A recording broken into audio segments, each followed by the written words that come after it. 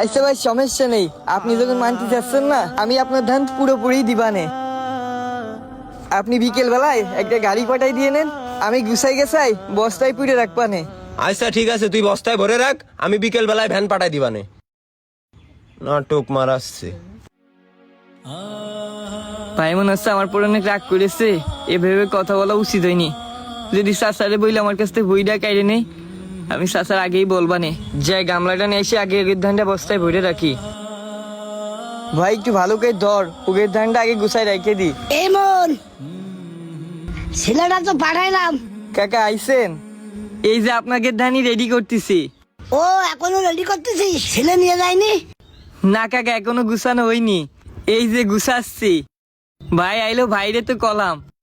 আর আমি চাইলাম এবার একটু কম দেওয়ার জন্য। বৃষ্টি বাদলা হয়েছে, ধান নষ্ট হয়ে গেছে।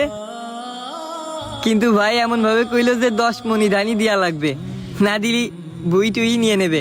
টাকা সমস্যা নেই, আপনার নতুন করে আর কিছু করছি নে, আমি গুছাই 10 মণি দিচ্ছি এখনই। আরে এমন শোন, আমার ছেলের কথা বাদ দে। তুই বর্ষায় কি হয়েছে সে তো আমি জানি, তুই কোনো চিন্তা করিস নে, তোর সুবিধা মতো দিছে নে। কিন্তু আমার ভালো ধানটাই দিছে নে। কাকা সত্যি করছেন? আমি অনেক খুশি হয়েছি কাকা, আমার বুকিতে পাথর নেমে গেছে। আমার কতগুলো দিন আদায় রয়েছে, আপনি আমার বাসাইছেন। ঠিক আছে, আমি আপনার সবচেয়ে ভালো ধানটাই দিচ্ছি। এ ভাই, এ কাকারে পরিষ্কার করে ভালো ধানগুলো আরে দে। পাগল, তুই যে দিনাদায়ক আসিস সে তো আমি জানি। তাহলে তুই ভর, আমি দোকানে বসলাম, ঠিক আছে? আচ্ছা কাকা, আমি ভালো ধানটাই দিচ্ছি। আল্লাহ, দেখছিস ভাই, বিপদ দিয়ার মালিক আল্লাহ, আল্লাহ বাঁচাইছে আমার।